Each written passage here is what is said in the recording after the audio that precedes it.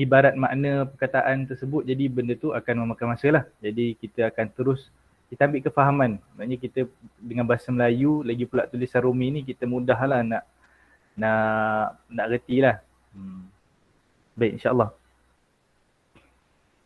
Bismillahirrahmanirrahim. Kita masuk pada bab yang pertama, iaitu taharah. Jadi, yang minggu lepas kita dah sentuh sikit lah.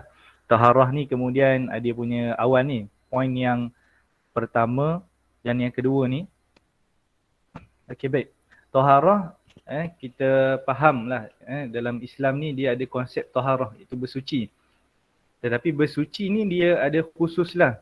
Dia bukan bersuci ni suci semua benda. Maknanya kalau kata cuci muka pakai pencuci muka pun dikira bersuci. Tidak.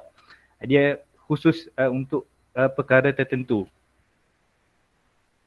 Baik, bersuci, okey, kita tengok sini. Bersuci di dalam Islam merangkumi dua perkara. Dalam Islam dia ada dua perkara. Dua perkara ni saja. Lain tak daripada itu tak ada, tak dikira bersuci. Baik.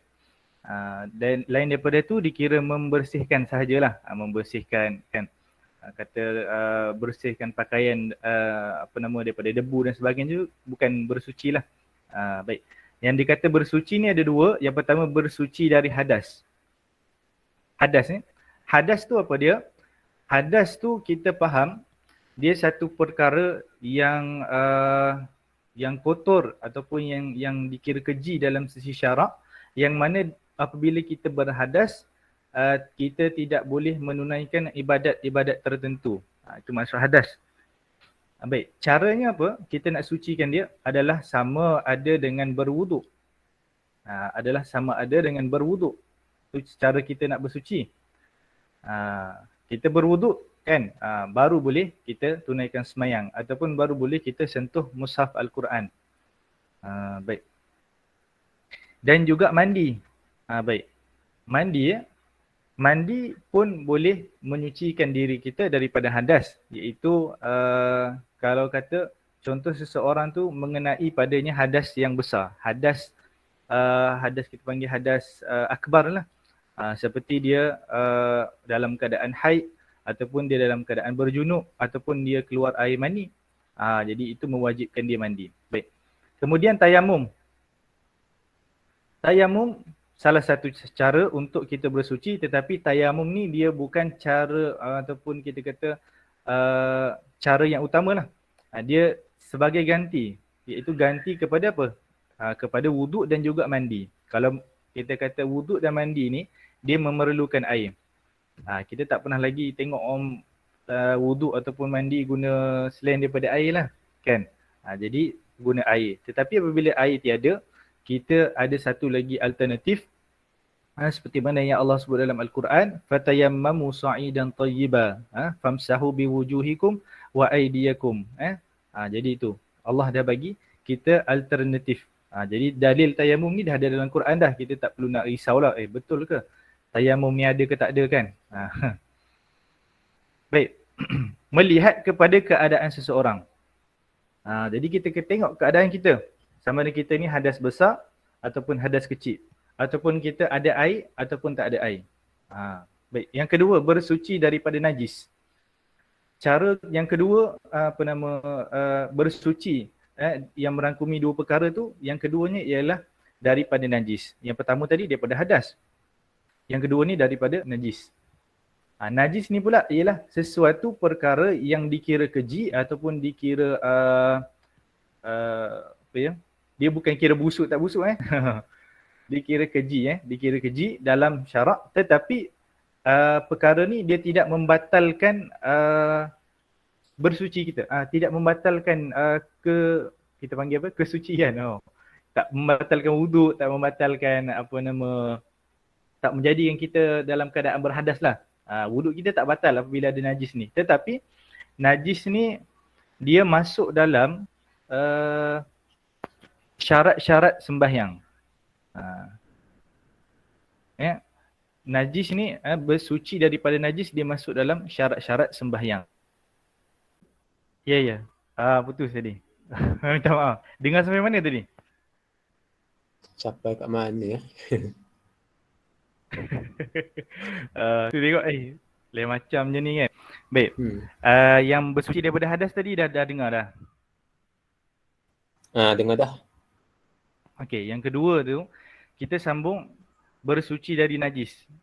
Jadi najis ni perkara yang kotor ataupun dikira keji dalam sisi syarak. Tetapi dia tidak membatalkan wuduk. Cuma dia tidak sah untuk dibawa dalam semayang. Kalau orang tu nak semayang, dia tak bolehlah dalam keadaan najis. Ada najis pada pakaian, bersihkan atau tukar pakaian baru, maka baru boleh masuk sembahyang. Sebab suci daripada najis ini masuk dalam syarat sah sembahyang. Syarat sah sembahyang ni dia benda yang perlu ada sebelum sembahyang. Kalau rukun sembahyang, benda yang mesti ada dalam sembahyang. Itu beza dia. Caranya apa nak bersuci daripada najis? Ialah sama ada beristinja. Istinja itu asal daripada bahasa Arab bermaksud tempat orang nak pergi tempat orang nak pergi buang air. Itu panggil istinja. Jadi bahasa orang Arab ni dia tak sebut. Kalau kita bahasa Melayu, kita sebut terus je nak buat apa. Nak pergi bahasa mudahnya lah, nak pergi berak kan. Jadi orang Arab ni dia malu nak sebut berak tu. Dalam bahasa Arab berak ni disebut ghaid kan. Ghaid kan. Tapi orang Arab tak guna ghaid, orang Arab guna istinja. Maknanya nak pergi tempat yang tinggi ataupun tempat yang tersembunyi untuk buang hajat lah, buang air. Tu nak kata orang Arab ni dia jaga bahasa dia. Kita ni main taram je kan kita sebut. Baik, beristinja. Jadi caranya beristinja sekiranya najis itu daripada dua tempat kemaluan manusia. Ni kemaluan manusia tak kisahlah laki atau perempuan. Maknanya dua tempat ni depan dan juga belakang. Depan dan juga belakang. Jadi kalau najis itu ada pada tempat tersebut, maka diwajibkan istinja. Tetapi dia sebut lagi, atau dengan membasuh jika selain dari dua tempat kemaluan. Kalau dia dah pergi ke tempat lain, contoh najis tu ada di kemaluan depan kita.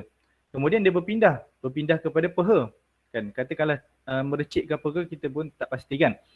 Jadi bila terkena pada peha, kita dah tak panggil istinja, kita panggil basuh sahaja. Bila basuh, apa beza dengan istinja? Basuh ni wajib guna air sahaja. Wajib guna air sahaja. Kalau istinja dibolehkan guna batu, dibolehkan guna benda-benda yang kesat atau benda-benda yang kering. Tu beza istinja dengan basuh. Baik. Okey, terus lagi. Okey. Jadi kita masuk pada tanda baligh. Tanda baligh, baligh ni kita maknanya kita dah biasalah sebut dalam kehidupan seharian kita kan, dah baligh. Maknanya kita faham dah benda tu benda apa. Cuma dari segi takrifan dia tu kita nak terangkan juga. Tanda baligh maknanya alamat seseorang tu sudah baligh. Maksud baligh di sini adalah sudah sampai. Dia sudah sampai had umur taklif. Dia dah sampai had umur taklif. Tetapi maksud baligh di sini yang saya tuliskan kat sini, dia tak merangkumi semua. Iaitu tanda baligh juga adalah dia sudah sampai tanda baligh. Tu maksud dia. Tanda baligh ialah dia sudah sampai tanda baligh. Tapi di sini saya tulis sudah sampai had umur. Tu satu juga. Tetapi ada benda lain yang kita kata bila kita buat definisi ni dia kena merangkumi semua. Kalau orang belajar Arab tu kan, belajar istilah nak buat takrif tu dia mesti ada jamik, mesti ada manik. Jadi sini dia tak jamik kan. Dia tak merangkumi semua. Baik. Jadi itulah kita masuk juga sampai had umur. Maknanya dah sampai had umur. Kalau kata lelaki ataupun perempuan, sekiranya tidak ada tanda-tanda baligh, had umur dia sampai 15 tahun. Sampai 15 tahun. Kenapa 15 tahun? Ada disebut bawah nanti. Jadi taklif. Taklif tu apa? Taklif tu bebanan daripada syarak. Makna kata kalau tak buat akan dibalas dengan dosa dan akan dihukum sama ada pergi ke neraka. Kalau dia buat, dia akan diberi ganjaran pahala dan akan diberi syurga. Itu maksud taklif. Cara mudah-mudah gitulah. Secara mudah-mudah macam tu. Dan sudah mula kiraan pahala dan dosanya. Bila kata dah ada taklif, kiraan pahala dan dosa dia dah bermula. Sebelum tu siapa yang dapat dosa? Kalau kita contoh kita ada buat sesuatu kan. Kita waktu kecil sebelum balik, kita curi barang orang. Jadi dosa tu dapat kepada kita punya wali.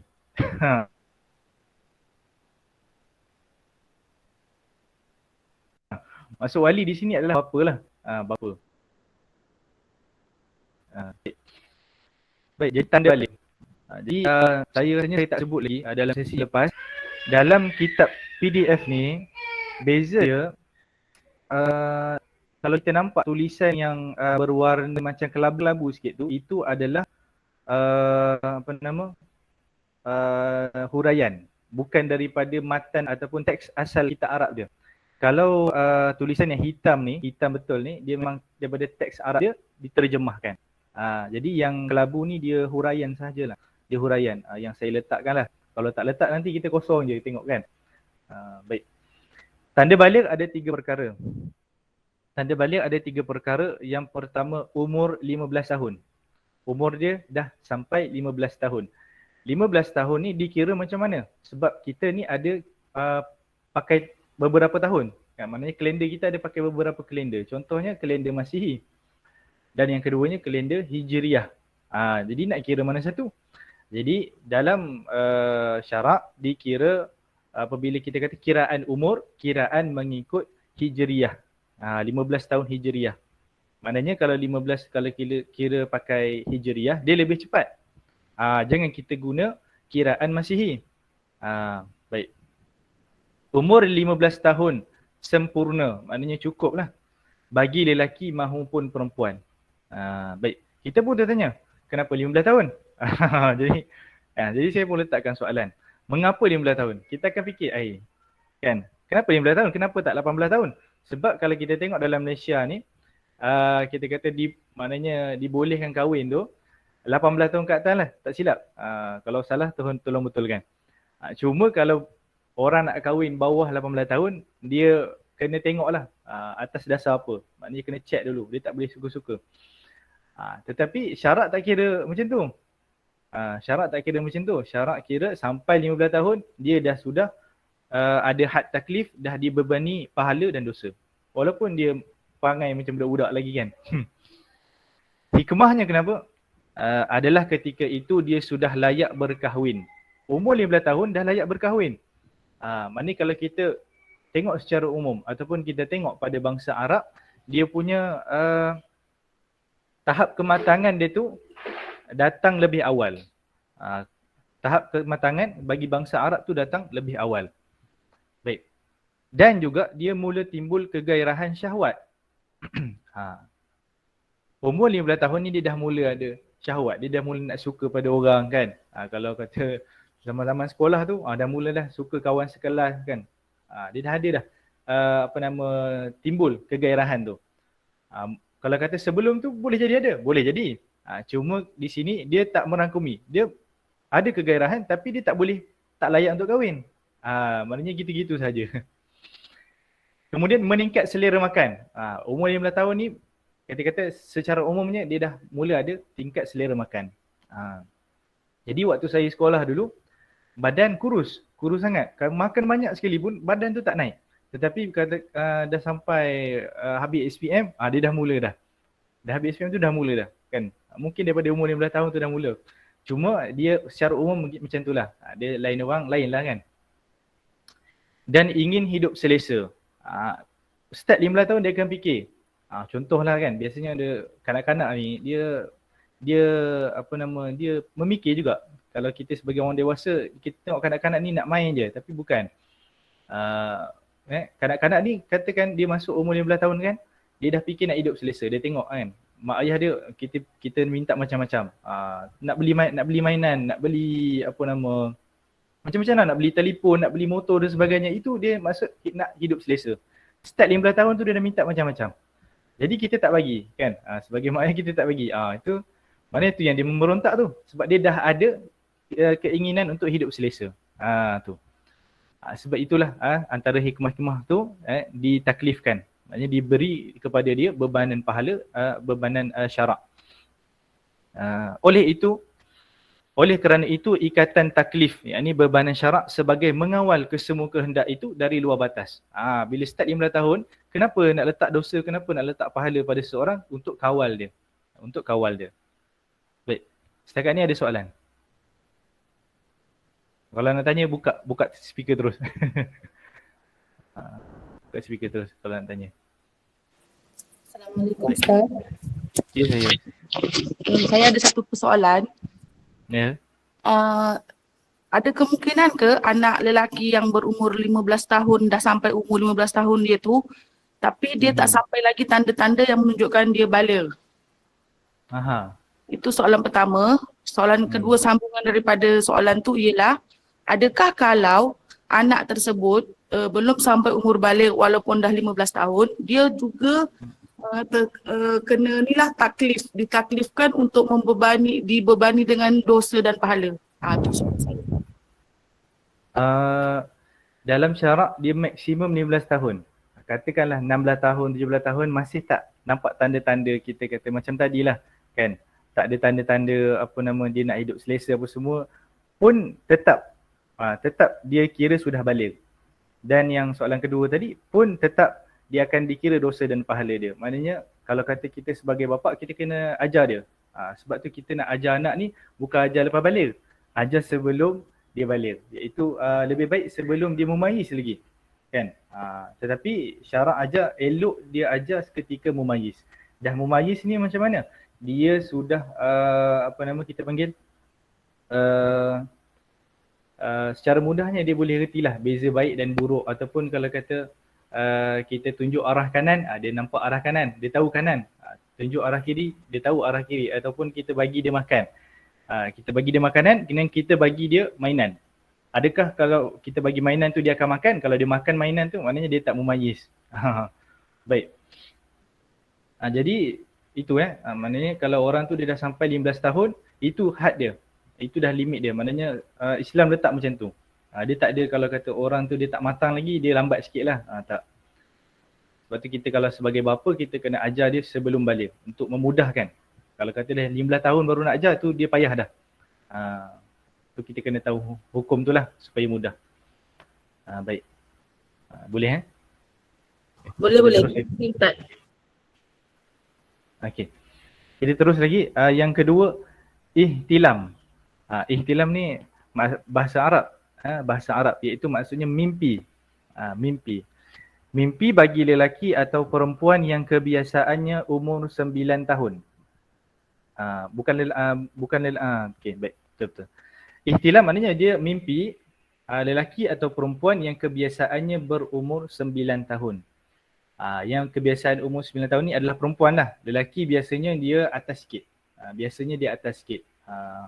Selalunya dah masuk sekolah menengah tu. 14 tahun, 13 tahun, 15 tahun kan maksimum. Tetapi kalau kata orang tu 15 tahun tak keluar air mani juga, ataupun perempuan dia tak keluar darah haid juga, tetap dikira dia sudah balik walaupun tak keluar. Baik. Maksud ihtilam adalah mimpi bersetubuh berserta keluar air mani. Ini kalau lelaki dia ada keluar air mani lah. Baik. Air mani hukumnya suci walaupun ia seperti darah. Air mani dia hukum dia suci. Dalam mazhab Syafi'i hukum dia suci. Dalam mazhab lain ada yang kata tak suci. Sebab apa tak suci? Kita tengok pada hadis Nabi yang mana Siti Aisyah ketika nak membasuh pakaian, ada kesan air mani. Dan air mani itu kering. Jadi Sayyidatina Aisyah dia basuh. Bukan dia basuh, maknanya dia bersihkan. Cara dia bersihkan adalah dengan dia kikis. Dia kikis air mani yang kering tu. Dia tak basuh dengan air. Jadi ulama berbeza pendapat. Dia tengok, dia kata maknanya di sini adalah air mani tu suci. Kalau kata tak suci, nescaya dia kena basuh. Tetapi mazhab lain kata tak. Air mani tu tak suci, tetapi memadai nak hilangkan dia dengan kikis. Tu beza pendapat. Tapi kita ambil hukum suci. Jumhur ulama, majoriti ulama dalam mazhab Syafi'i semualah mengatakan suci. Mazhab lain pun ada. Baik. walaupun ia seperti darah. Ada air mani dia keluar dalam bentuk darah kan. Katakan dia apa nama penyakit dan sebagainya kan. Jadi dia boleh keluar seperti darah.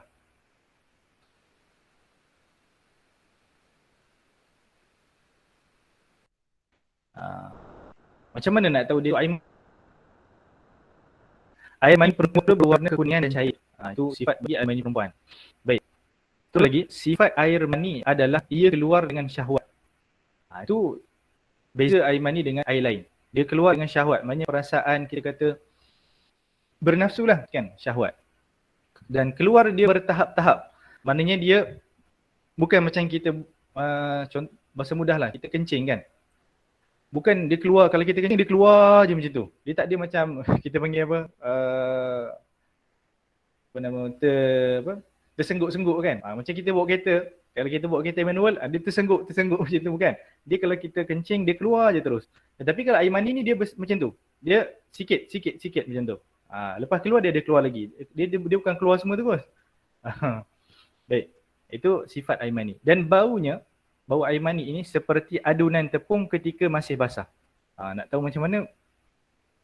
Buatlah adunan tepung tu kan, kemudian basah kan. Ada juga kata bau kurma dan sebagainya. Banyak ulama' sebutkan macam mana bau air mani ni. Tapi kita pun tak ada masa kita nak bau. Baik. Seterusnya air mazi. Bila kata sebut air mani, ada juga air yang dia keluar dalam keadaan bersyahwat tetapi bukan air mani. Namanya air mazi. Air mazi pula cecair berwarna putih. Cecair berwarna putih dan cair. Dia cair, dia bukan kita kata pekat dan likat. Kalau likat tu dia macam air, dia air mani lah. Kemudian air mazi ini dia keluar dalam keadaan bersyahwat sama macam air mani tadi. Tetapi sifat dia berbeza. Dia pula tidak menyebabkan keletihan. Bila keluar air mazi dia tak letih. Kalau keluar air mani dia letih. Tu beza dah. Setelah keluar. Dan tidak keluar secara bertahap-tahap. Air mazi ni dia keluar macam, dia bukan macam air kencing juga, dia bukan macam air mani, dia keluar tu sikit je. Dia macam kita kata macam terkeluar lah daripada kemaluan tu kan. Dia keluar saja. Dia bukan kata memancut, bukan. Hukum dia apa? Najis. Air mazi ni adalah najis. Air mani suci. Tetapi bila keluar air mani dikira berhadas juga. Walaupun dia suci dia kira berhadas.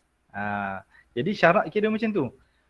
Dia kalau kita berhadas, dia benda yang dikira jijik ataupun kotor dalam sisi syarak tetapi tidak boleh melakukan ibadat-ibadat. Tetapi dalam kes air mani ni dia berbeza sikit. Dia hukum dia suci. Itu pengecualian dia lah dalam hadas ni. Air mani satu-satunya benda hadas yang suci. Okey. Baik. Tetapi kalau keluar air mazi, apakah kena mandi wajib? Tidak. Cukup dengan berwuduk. Baik. Seterusnya air wadi. Air wadi ni apa dia? Dia satu lagi air wadi ni. Dia keluar juga. Dia keluar juga. Iaitu apa? Air putih. Warnanya putih. Sifatnya kental. Kemudian dia keruh dan tidak berbau. Macam mana kata tak berbau? Jadi itu semua kita panggil kajian lah, istiqra'. Jadi adakah hadis Rasulullah sebut air wadi ni tak berbau? Tak ada. Cuma ulama' dia buat kajian. Dalam istilahnya kita panggil istiqra', kajian. Benda-benda dia semua. Macam haid. Haid kebanyakan hukumnya berdasarkan kajian. Imam Syafi'i pun menghukumkan haid dengan kajian. Baik, sebab tu kajian ni penting. Tentu kita tak boleh dengar berita-berita konspirasi ni, kita tak boleh terima dulu. Kita kena terima kajian dahulu. Baik, seterusnya air wadi ia keluar setelah selesai buang air kecil. Itu keadaan pertama. Kita dah buang air kecil, kemudian dia keluar lagi. Maknanya dia bukan keluar macam biasa kita, ada orang, dia lepas dia kencing, dia rasa macam terkeluar lagi kencing. Rasa terkeluar lagi kencing tu dia lain macam yang air wadi ni. Air wadi ni dia keluar, kita tak perasan. Kita tak perasan pun dia keluar, tahu-tahu dah basah. Tetapi kalau kita lepas kencing, kita rasa macam keluar air, itu air kencing. Tetapi air wadi ni, lepas kita kencing, kita tak rasa pun keluar. Tahu-tahu seluar dah basah. Kan? Ataupun pakaian kita dah basah. Itu beza dia. Baik. Atau disebabkan membawa atau menanggung barang yang berat. Boleh jadi air wadi ni dia keluar disebabkan kita pikul barang yang berat ataupun kita dipanggil keletihan lah. Disebabkan bawa barang yang berat, maka terkeluar air tersebut, dinamakan air wadi. Hukum dia najis, maka tak perlu mandi wajib, cuma kita berwuduk sahaja. Tu bawah sekali tulis, hanya keluar air mani sahaja yang diwajibkan mandi, yang lain tak wajib. Baik. Tak silap ada soalan tadi daripada saudara Nabil, Ustaz Nabil Amni. Dia tanya maknanya, ini tentang tadi baligh tadi, soalan dia. Kalau umur 9 tahun ini minimum untuk baligh. Betul. Umur 9 tahun adalah umur minimum untuk baligh. Kalau dia baligh sebelum 9 tahun, tak dikira baligh. Contoh perempuan, dia keluar darah sebelum umur 9 tahun, maka darah tu dikira darah fasad ataupun darah penyakit. Darah penyakit, kan? Salah satu darah penyakit ni darah istihadah, kan? Tu nanti kita akan masuk. Jadi 9 tahun tu kira umur macam mana? Umur hijriyah. Jadi dalam kitab-kitab fiqh dia sebutkan 9 tahun ataupun dekat-dekat 9 tahun. Dalam kitab fiqh sebut macam tu. Takriban, maknanya dekat-dekat 9 tahun. Dekat-dekat tu maksudnya apa? Maksudnya 15 hari sebelum masuk 19 tahun. Kalau dia keluar air mani ataupun dia keluar darah haid dalam tempoh 15 hari sebelum dia masuk umur 19. Apa tadi? Sebelum masuk umur 9 tahun, maka dia sudah dikira baligh ataupun sudah dikira dia darah itu apa tu? Perempuan tu sudah dikira darahnya yang keluar tu darah haid. Ataupun lelaki air tu dikira air mani. Kalau sebelum tu tak dikira. Walaupun lelaki tu memang umur 7 tahun dia sudah keluar air mani, dia tetap tak dikira baligh. Tak dikira baligh. Nanti kita akan jelaskan juga. Baik. Terus lagi. Baik. Yang ketiga adalah haid. Tanda tak ada baligh adalah haid. Haid tu apa? Nanti akan dijelaskan. Bagi perempuan yang kebiasaannya berumur 9 tahun. Kebiasaan. Boleh jadi 10, boleh jadi 11, boleh jadi 15 tahun baru keluar. Baik. Jadi apa itu darah haid? Dia merupakan darah yang keluar daripada rahim perempuan. Rahim ni saya buat huruf besar, patutnya huruf kecil saja. Sebab kalau kita buat huruf besar ni kita akan perasan, ni nama orang ke? Rahim ke? Rahim mana ni? Rahim kampung mana? Jiran kita ke? Bukan. Rahim ni adalah anggota apa kita panggil organ lah, organ dalam badan perempuan. Darah haid ni dia keluar daripada rahim perempuan. Yang paling dalam. Paling dalam tu macam mana saya pun tak tahu, kena tengok. Kita kata ada orang buat gambaran tu kita boleh nampak lah. Jadi darah haid ni sifat dia ketika keluar dia terasa panas. Wallahu alam. Saya tak tahu. Jadi kalau betul tu boleh kata betul lah. Kalau salah tu bagi tahu salah. Kok dia keluar rasa sejuk ke kan? Kita pun tak tahu. Baik, cara mengetahui darah haid. Baik. Mungkin kita sebagai lelaki kan, kita tak tahu darah haid tu dia macam mana. Keluar darah sama je semua darah. Tetapi dia punya ciri-ciri dia. Dan cara kita nak tahu dia ada disebutkan. Yang pertama mestilah umurnya, umur perempuan. Bukan lelaki. Lelaki tak boleh keluar. Kalau keluar darah tu bukan darah haid. Darah ialah mungkin dia batu karang ke apa ke kan. Buasi ke. Baik, mestilah umurnya sekurang-kurang 9 tahun. Mesti 9 tahun. Atau lagi 15 hari cukup umur 9 tahun. Tu dah sebut. Dalam kitab fiqh memang sebut macam tu. Jadi ada orang tanya kan, sebab orang kan tanya, kalau tak masuk 9 tahun lagi sehari lagi nak lagi sehari lagi nak masuk 9 tahun macam mana? Tu disebut dah. Lagi 15 hari nak masuk 9 tahun pun dikira. Tetapi kalau bawah daripada 15 kata-kata 16 hari sebelum nak masuk 9 tahun, tu belum kira lagi. Dikira daripada hari ke-15 nak masuk kepada umur 9 tahun. Boleh faham Kalau tak faham tanya. Boleh tanya terus je. Baik, kalau kata sekiranya keluar sebelum itu darahnya dikira darah fasad ataupun rosak ataupun darah penyakit lah, mudah kata. Yang kedua, keluar darah itu tidak boleh kurang tempohnya dalam 24 jam. Darah haid, dia tak boleh kurang daripada tempoh 24 jam. Bukan maksud 24 jam ni dia kena keluar straight, dia kena keluar 24 jam tu bukan. Maknanya tempoh 24 jam dalam masa 15 hari. Katakanlah sehari dia keluar 1 jam. Ataupun sehari dia keluar 5 jam. Sehari dia keluar 5 jam. Dalam tempoh 10 hari, dia sudah keluar darah haid 50 jam. Jadi 50 jam tu lebih. Bila kata lebih daripada 24 jam, maka dia dikira darah haid. Mudah kata macam itulah. Kalau kita nak jelaskan benda tu, dia ada dalam kitab terperinci dia. Darah haid dan nifas, semua masuk dalam tu. Tu kita kena buat daurah lagi satu. Tapi secara mudahnya macam ni. Kita nak bagi lepas kefahaman umum. Kalau nak detail tu mungkin ada soalan lah. Daripada soalan. Baik, yang kedua itu sekiranya lebih, baik. Tidak boleh kurang tempohnya dalam 24 jam. Dan tidak melebihi 15 hari. Kalau lebih 15 hari. 15 hari ni bukan kata dia kena keluar straight 15 hari tu keluar, bukan. Maknanya dalam tempoh 15 hari. Kalau dalam lebih tempoh 15 hari, darah keluar. Maka bukan darah haid. Itu darah istihadah, darah penyakit. Dipanggil darah penyakit. Jadi mana ada orang keluar 15 hari tu dia keluar je straight je. Darah haid ni dia bukan macam my pipe, dia keluar. Kalau keluar macam tu, enaknya masuk uat macam tu. Baik, darah haid ni dia keluar sikit kan. Dia keluar macam tengok-tengok dah ada. Dia sama macam air wadi tadi. Air wadi dia keluar tahu-tahu dah basah. Kita tak perasan pun. Darah haid dia perasan lah. Cuma dia bukan keluar dia macam memancut. Bukan. Kalau air mani sifat dia memancut.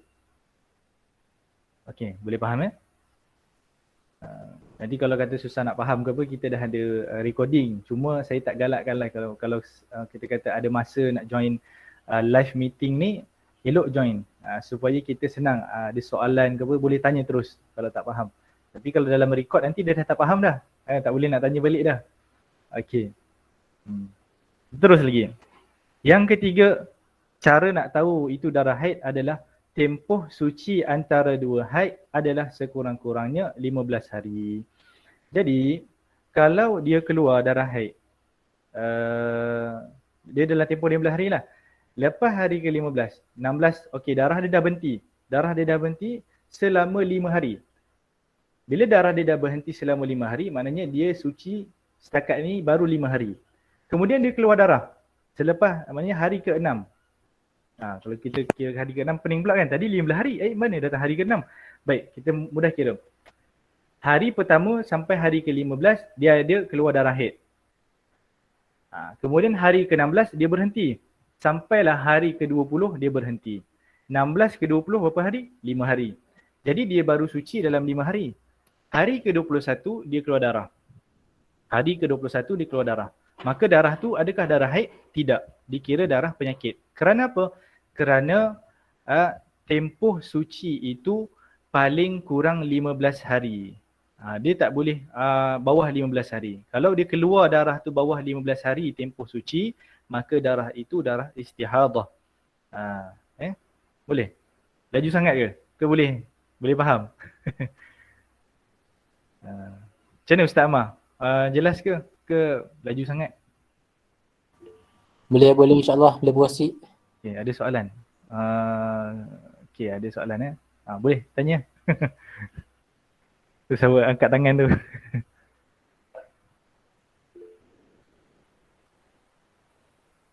Boleh tanya. Nak angkat tangan tu nak tanya ke saja angkat je? Angkat tangan tu faham ke soalan tu? Okay, tak apa. Terus lagi. Baik. Jadi tempoh suci ni, tempoh seseorang ni, maknanya perempuan lah. Dia suci antara dua haid. Maknanya daripada satu haid dia nak pergi kepada, kita panggil mudah, sesi haid akan datang. Dia mesti ada tempoh dia. Dia tak boleh lepas haid terus haid lagi. Tak boleh. Dia kena tempoh suci. Tempoh suci tu kata apa? Sekurang-kurangnya 15 hari. Kalau bawah 15 hari, dia tak dipanggil haid. Dia dipanggil istihadah. Baik. Maksimum suci dia berapa lama? Dan tiada had maksimum suci. Dan tak ada had. Katakanlah 5 tahun, 10 tahun tak keluar darah haid. Itu suci lah dia sampai 5 tahun, 10 tahun. Kan? Mudah kata macam tu. Baik, terus lagi. Yang keempat, tidak didahului darah nifas.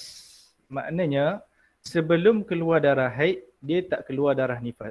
Dia tak keluar darah nifas. Kalau keluar darah nifas, maknanya contoh ketika nak beranak tu kan, habis keluar baby keluar darah. Kemudian esoknya keluar darah lagi. Yang esoknya tu bukan darah haid, tetap darah nifas. Kerana tempoh darah nifas adalah maksimum 60 hari. Adatnya 40 hari. Adatnya, kebiasaannya secara umumnya 40 hari. Baik. Tidak didahului darah nifas. Apa itu darah nifas? Iaitu darah yang keluar setelah sempurna kelahiran bayi. Darah tu keluar tu mesti daripada tempat kelahiran bayi. Tempat kelahiran bayi tu daripada mana? Daripada faraj. Kan ada orang dia tak tahu kat mana keluar baby. Dia tengok keluar dari bawah je kan, punggung ke mana satu kan. Jadi keluar bayi daripada faraj. Baik, darah yang keluar setelah sempurna kelahiran bayi maksudnya apa? Bercerai tubuh bayi dari tempat kelahiran. Keluar bayi mula-mula kepala dulu biasanya. Last kali kaki. Kalau keluar kepala, belum lagi kalau keluar darah kan. Waktu keluar kepala tu keluar darah. Darah tu bukan darah nifas. Darah tu dipanggil wiladah. Sebab benda yang keluar beserta bayi dipanggil wiladah. Bukan dipanggil nifas. Nifas tu setelah, katakanlah yang akhir keluar dia kaki. Jari dia tak keluar lagi, masih dalam tu. Maka belum dikira darah nifas. Bercerai saja, keluar darah, itu nifas. Baik. Okey. Kemudiannya, katakanlah keluar bayi, kemudian keluar darah nifas. Apakah kita perlu mandi? Perlu mandi. Mandi wajib lah lepas tu. Bukan tak payah mandi. Kena mandi. Jadi hukum wiladah ni dia ada hukum yang detail lah.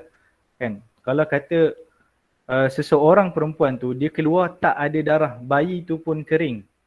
Maka dia tidak diwajibkan mandi. Tapi perkara ni dia ada khilaf ulama' lah. Ada kata kena wajib mandi, ada kata tak payah mandi. Kan? Dikira suci. Sama juga macam hukum Caesar pun macam tu, khilaf ulama'. Baik. Tetapi pandangan yang kuatnya mengatakan kalau Caesar dia tak keluar darah, tak maknanya baby tu keluar elok saja.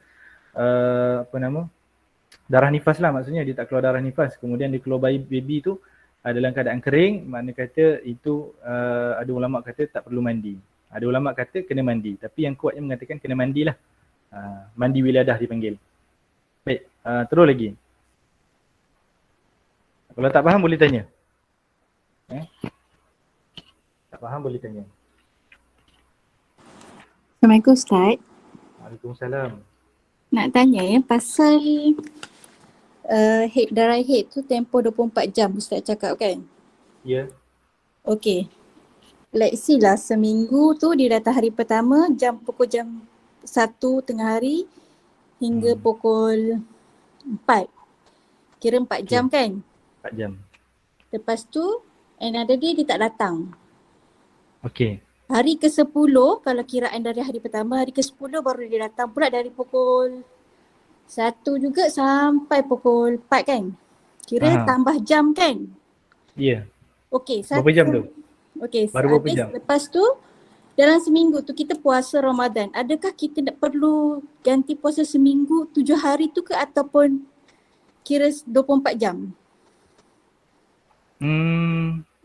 Apa nama, tadi macam mana? Dia keluar darah tu cukup tak 24 jam dalam tempoh 15 hari? Kira cukup lah 24 jam. Kira nak tahu dia punya kena ganti puasa tu adakah 7 hari ataupun 15 hari ataupun apa. Baik, jadi dalam Jadi dalam masalah ni dia keluar darah tapi dia bukan keluar darah hari-hari. Jadi ada hari dia tak keluar darah. Tetapi dalam tempoh 15 hari dia cukup. Maknanya 24 jam ke atas. Maknanya darah tu dikira darah haid. Jadi bila kata darah haid, dia tak boleh semayang, dia tak boleh puasa, dia tak boleh baca Quran. Apatah lagi menyentuh mushaf. Baik, jadi dekat sini dia nak qada puasa, bulan puasa kan? Dia nak qada puasa, adakah dia kena qada hari yang dia keluar darah sahaja ataupun dia kena qada semua dalam tempoh 15 hari? Katakanlah hari yang terakhir dia keluar darah adalah hari ke-15. Maknanya 15 hari dia dikira dalam keadaan haid. Tetapi hari yang tak keluar tu macam mana? Jadi jawapannya dia kena puasa 15 hari tersebut.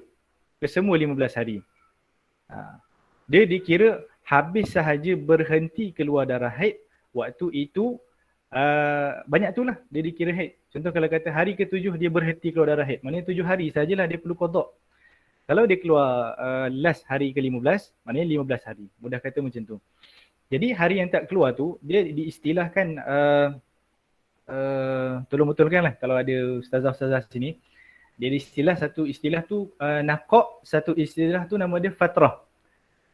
Satu istilah tu nama naqaq, satu istilah tu nama dia fatrah. Naqaq, fatrah adalah apabila dia tak keluar darah haid, tetapi dia dikira berada dalam keadaan haid. Kan? Macam mana boleh kata tak ada haid? Bila tengok tak keluar kan? Kita pun masuk kapas dan sebagainya, cara kita nak tengok lah, masuk kapas tak ada darah. Maka ketika itu kita dikira fatrah. Tetapi kalau kata terbuktinya kita memang ada haid ketika itu, maka itu kita dalam keadaan haid. Dan satu lagi naqaq. Naqaq ini dia memang suci lah, memang dia bersihkan. Ataupun naqaq ni kita cek dia ada keluar. Bila kita masuk kapas dia ada keluar. Itu kita kena bahas detail lah dalam nifas, bab haid tu semua. Tetapi mudah kata kat sini dia jawapannya kena qada selama mana dia datang haid. Bukan selama mana dia ada miss satu hari tu, bukan. Dia dikira haid walaupun dia tak ada keluar darah. Katakanlah dia cukup 24 jam, kena qada lah. 7 hari, hari last dia keluar hari ke-7, maka 7 hari lah dia kena qada. Mudah fahamnya macam tu.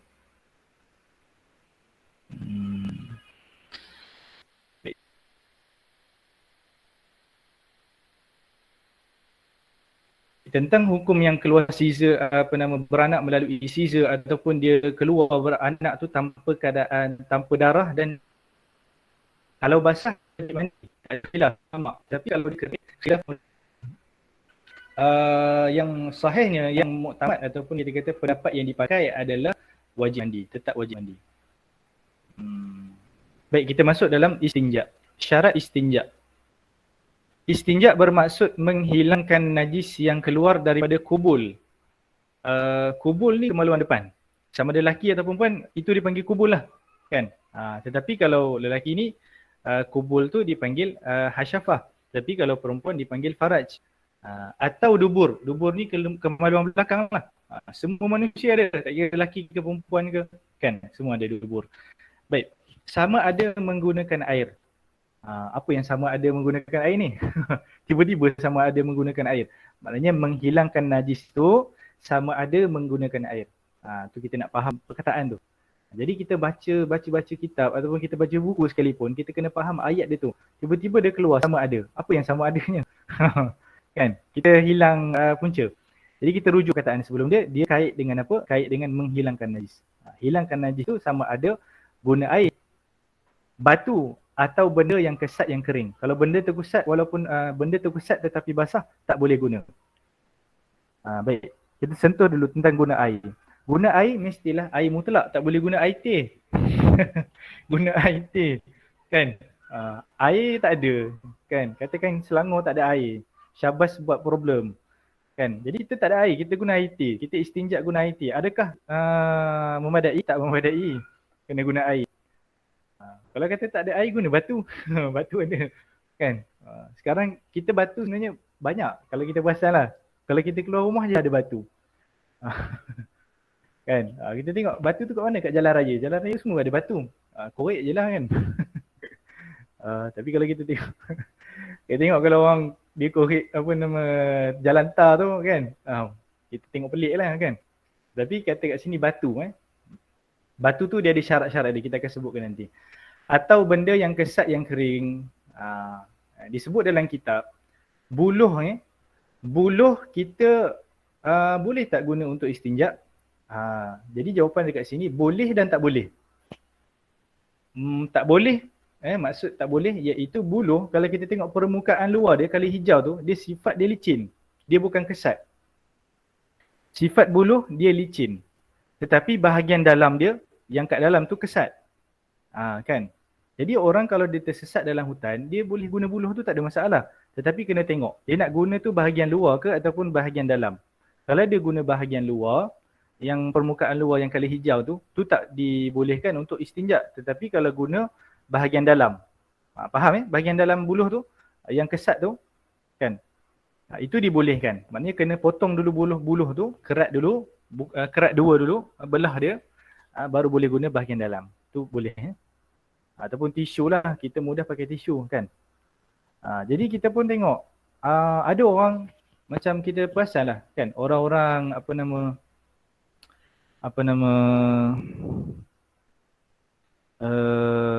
orang non-Muslim, dia kalau buang air dia tak pakai air. Ataupun kita pergi kat negara Eropah ke dan sebagainya, dia tak ada pipe lah dalam bilik air tu kan. Kita pun jam, ish, macam mana ni kan. Tapi tisu dia ada, maknanya dia guna tisu sahaja. Guna tisu sahaja adakah memadai? Kalau dalam istinja, dia memadai sebab dia benda kesat yang kering. Dia memadai. Boleh bawa solat. Walaupun sebenarnya dia kalau kita guna selain daripada air, dia ada najis lagi sebenarnya.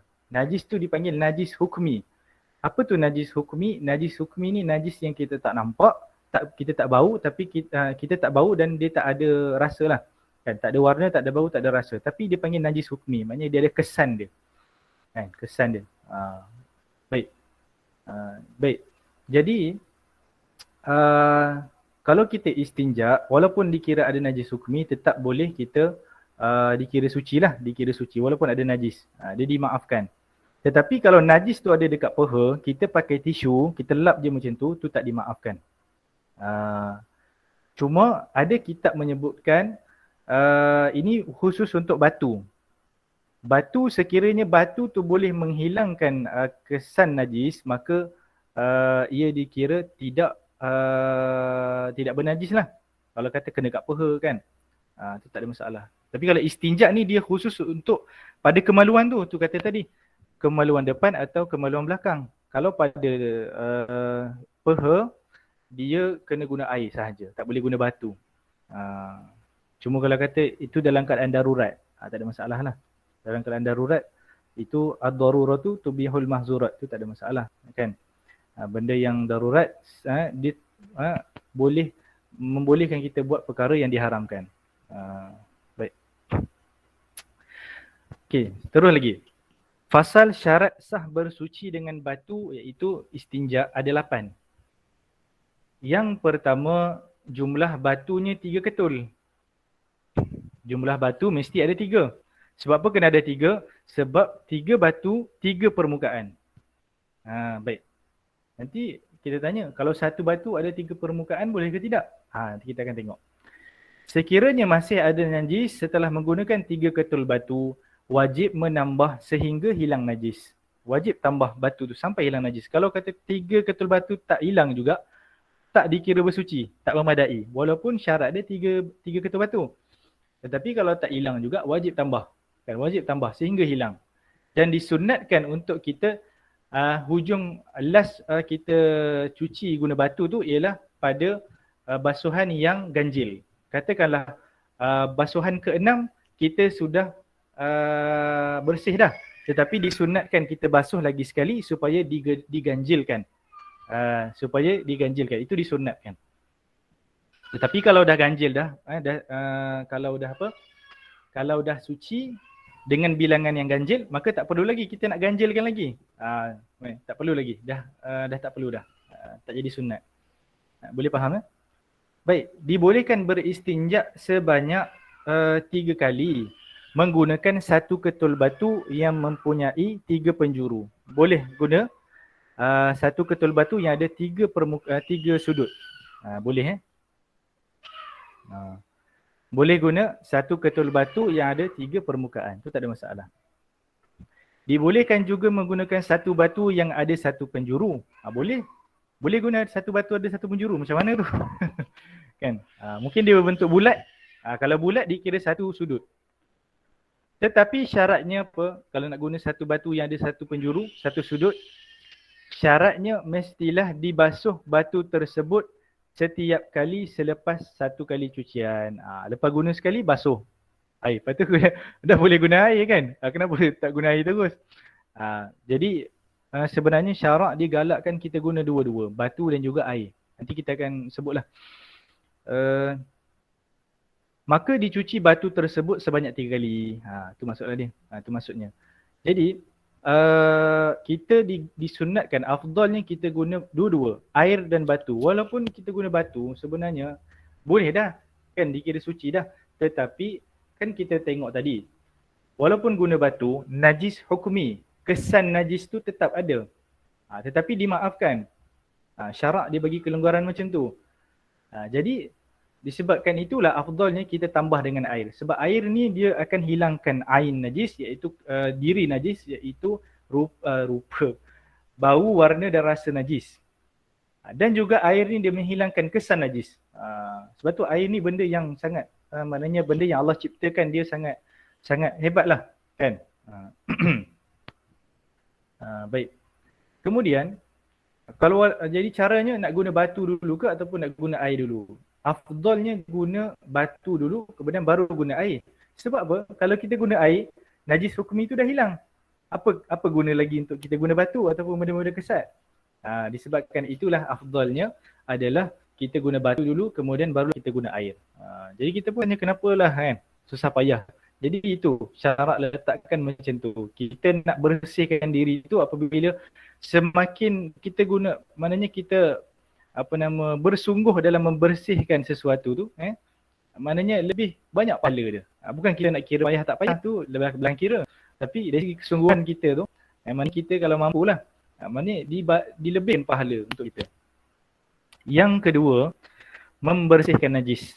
Syarat sah bersuci adalah membersihkan najis. Maksud tempat najis apa dia? Adalah dua kemaluan yang telah disebutkan. Tu tadi kita dah sebut. Jadi kita pun tak perlu kita nak ulang balik dah. Yang ketiga, najisnya belum kering. Ini satu masalah.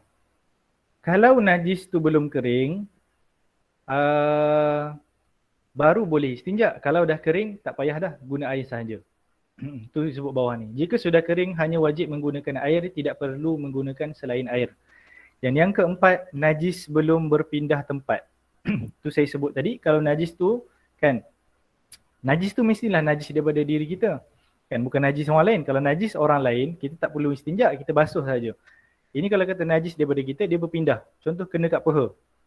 Maka kalau kena kat peha, tak perlu dah untuk istinja. Sebab syaratnya ialah mesti dia ada di di kemaluan tu. Dia ada di kemaluan tu. Nanti detail dia akan disebutkan syarat yang keenam. Yang kelima, tidak tercampur dengan najis lain. Najis tu kalau dia bercampur dengan najis lain, contohnya contohnya macam mana? Okey, kita tengok bawah tu. Tidak bercampur dengan benda basah yang suci atau yang kering. Jika bercampur, hanya wajib menggunakan air. Sekalipun kita najis tu dia campur dengan benda basah yang suci, ataupun benda basah, benda suci tu kering, ataupun najis lain, kan? Sekalipun dia campurlah dengan apa-apa, kan? Contoh kata tercampur dengan air teh ke macam mana boleh kena pun kita tahu. Mungkin tertumpah kan, tertumpah kena dekat kemaluan kita, maka kat situ dia dah tak perlu istinja. Tak perlu istinja dengan batu, kena guna air. Okey. Baik, syarat yang keenam iaitu berkait dengan syarat yang keempat tadi, iaitu tidak melampaui safhah. Safhah tu apa dia? Daerah yang tertutup dari kedua punggung ketika berdiri. Jangan berdiri pula kan. Nak tengok.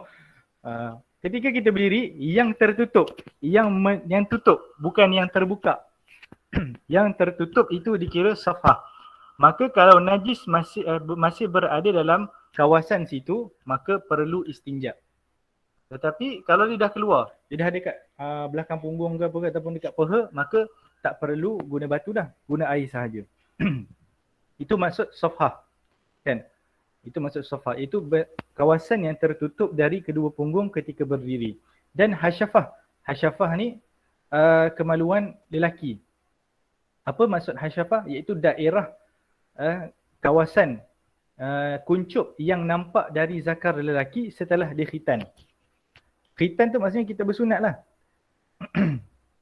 Had daripada yang dikerat tu sehinggalah hujung kemaluan lelaki tu, itu dikira kawasan hasyafah. Kawasan hasyafah. Maka kalau daripada kawasan situ ada kencing dan sebagainya, maka kena istinja. Tetapi kalau lebih daripada tu, kan, kita panggil mudah, saya nak buat contoh segan. Okey, baik. Mudah kata macam ni. Kawasan yang dikerat tu yang ini. Kawasan yang dikerat tu yang ini. Bawah ni bukan hasyafah. Maka kalau kena dekat sini, tak perlu dah kita istinja guna batu. Kalau kita guna batu pun menyakitkan kita kan. Sebab dia kulit tu kan. Baik. Tapi dekat sini, kawasan yang perlu untuk istinja adalah daripada kawasan dikerat sehinggalah hujung. Itu. Kalau dah kena bawah ni, tu tak perlu kita guna batu. Kan? Baik, boleh faham dah 10.30 tak apa, kita boleh saya anjakkan sikit. Tak ada masalah dalam 5 minit macam tu. Boleh. Okey, baik. Yang ketujuh adalah syarat dia mestilah tidak terkena air. Sama ada air yang najis atau suci. Maknanya pada dia berkait dengan syarat yang kelima tadi. Tu lebih kurang lah tu. Mudah faham macam tu lah. Yang ke-8, batu tersebut haruslah suci. Batu tu jangan batu yang najis. Contoh apa batu yang najis? Contoh kita kena batu karang. Keluar batu karang, kita guna batu karang tu nak cuci najis. Oh tak boleh. Sebab batu tu daripada najis. Kan? Batu karang tu daripada darah. Ataupun daripada kencing. Kencing tu dia jadi darah, kemudian dia jadi batu karang. Kan? Kalau salah tolong betulkan lah. Kok ada yang bidang medik di sini kan. Baik, jadi tak boleh guna batu yang daripada najis atau mutanajis. Maksud mutanajis ialah yang kena najis. Batu yang terkena najis. Contoh batu tu kena tahi orang lain. Kan? Orang tu dia guna batu untuk beristinja juga. Kita pun pinjam. Kita tak cuci lagi. Tak boleh. Syarat dia kena suci dulu. Basuh dengan air. Okey. Baik. Sikit lagi. Okey. Yang seterusnya adalah rukun wuduk. Rukun wuduk Kalau ikut kita nak masuk pada apa nama ni sampai habis rukun wuduk ni, tapi dah mungkin lewat sikit kot. Tak apa, kita sampai sini dulu. Sekiranya ada soalan bolehlah tanya. Kita habis sampai rukun wuduk. Nanti kita sambung akan datang pada rukun wuduk. Dalam bab taharah ni dia lama sikit lah. Kalau kita biasa kita belajar bab taharah ni paling lama. Sebab dia nak fahamkan tu bukan senang. Kan? Jadi bab taharah ni juga dia kalau tak selesai taharah, kita tak akan boleh nak solat, tak akan boleh nak puasa, tak boleh nak selesaikan haji kan. Ataupun berwuduk dan sebagainya. Ada soalan ke? Boleh. Baik, satu lagi, insya-Allah kita kalau dah habis bab taharah, kita masuk bab semayang, kita akan laju sikit. Mungkin kalau bab puasa tu satu hari je boleh selesai, bab zakat tu satu sesi kan. Dia Safinatun Najah ni dia last sampai bab puasa. Safinatun Najah ni dia last sampai bab puasa. Bab haji tak masuk. Boleh nak masuk bab haji tapi kita kena tambah sesi lagi lah. Jadi 15 sesi kan lama juga kan.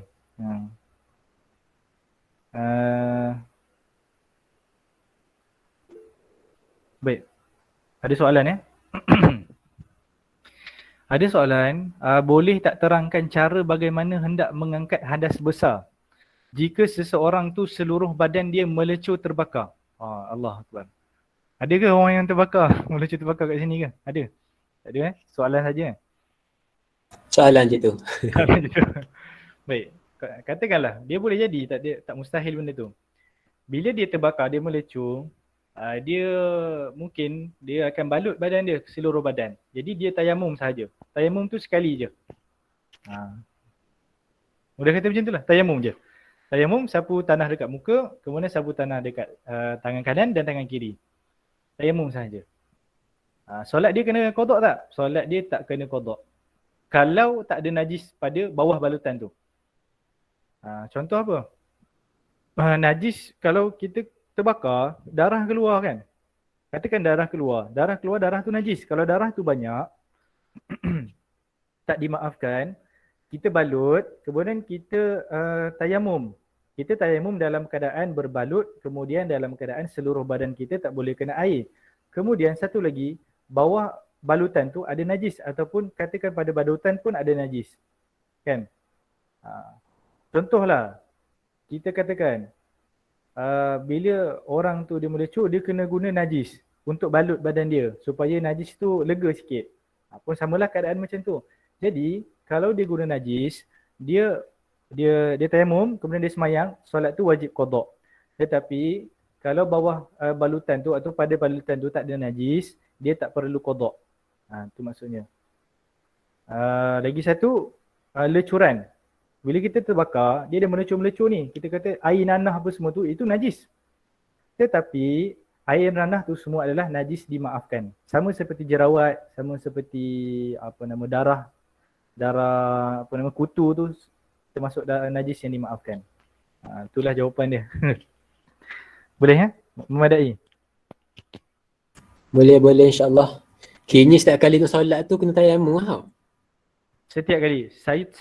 Tayamum ni hanya valid untuk satu sembahyang fardu dan sembahyang sunat tu tak ada had lah. Sembahyang sunat boleh banyak kali. Sembahyang fardu sekali je. Maknanya dah lepas sembahyang zuhur, kita nak sembahyang asar nanti kena ambil tayamum lagi sekali. Okey, faham. Terima kasih. Macam tu je lah. Boleh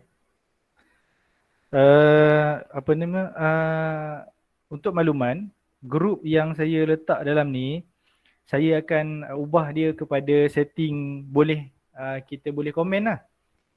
Maknanya yang bukan admin, yang maknanya ahli-ahli dalam grup ni boleh komen. Maknanya ada soalan. Sampai hari Isnin saya tutup balik lah. Sebab kadang-kadang ada orang dia suka meniaga dalam grup kan. Kita pun tak boleh nak halang kan. Tapi kita tutup tu, maknanya dia tak boleh langsung lah. Maknanya daripada hari ni sampai hari Isnin, saya buka ruang untuk soalan. Berkaitan dengan apa yang kita belajar ataupun ada soalan-soalan lain tu, insyaAllah boleh. Baik, itu sahajalah. Tak ada soalan lagi ya? Okey, saya kira tak adalah. Wallahu alam. Yang baik itu daripada Allah Subhanahu Wa Taala, yang kurang itu daripada saya sendiri. Sekiranya ada kesilapan atau ada pembetulan, mohon betulkan. Jadi sampai situ sajalah. Assalamualaikum warahmatullahi wabarakatuh. Waalaikumsalam. Waalaikumsalam. Terima kasih Syaki. Sama-sama. Oh, boleh.